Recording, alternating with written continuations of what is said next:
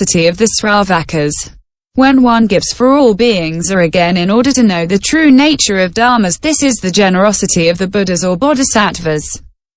When one is incapable of fulfilling all the qualities required for true generosity but one is seeking to obtain a small portion of them, this is generosity of the Sravakas. When one wishes to fulfill all the qualities, this is generosity of the Buddhas or bodhisattvas. When one gives out of fear of old age, sickness and death, this is generosity of the Sravakas.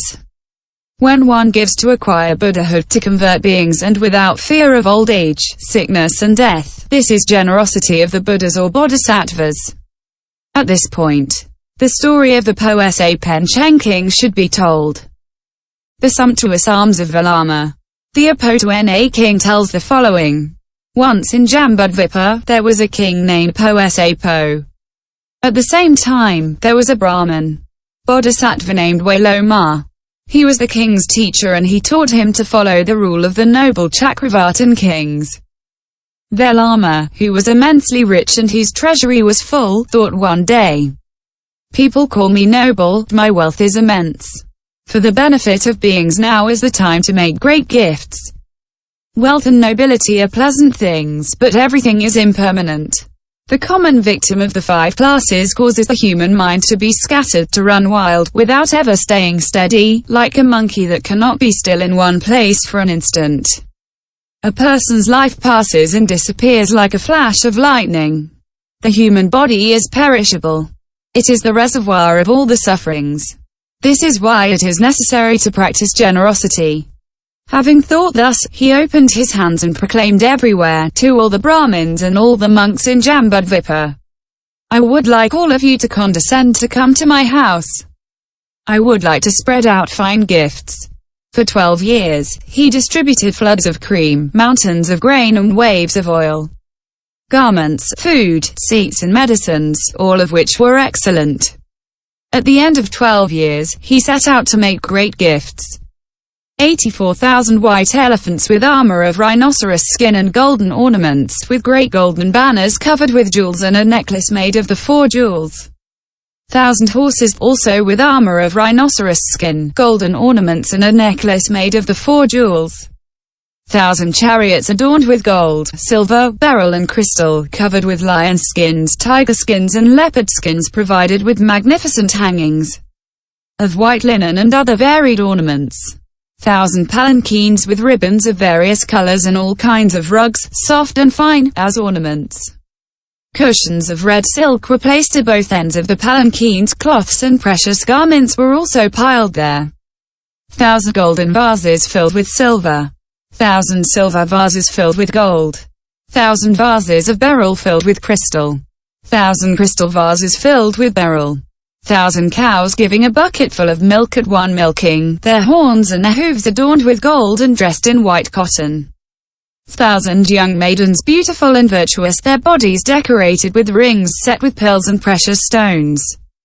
This is a summary of the great gifts made by Velama. The details could not be described.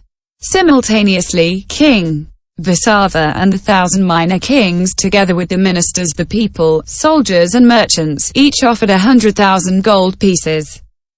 When Velama had made the usual offering and prepared these gifts, Cheti spoke this stanza to the Bodhisattva Velama. The wealth of the universe, so difficult to acquire, can make the whole world rejoice. Today, all that you have acquired, you have given to attain Buddhahood. At the same time, the gods of the pure abodes, appearing in corporeal form, praised him and spoke this stanza. You have opened the gate to the great gifts. That which you have done is out of compassion for beings, and in view of attaining Buddhahood. Then the gods had this thought.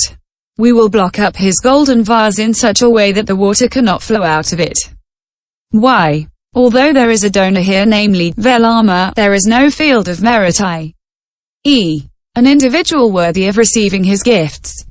Then King Mo said to the suddhavasika gods, but all the Brahmins invited here by Velama to receive his gifts have all gone forth from home, observed the pure precepts and have entered the path.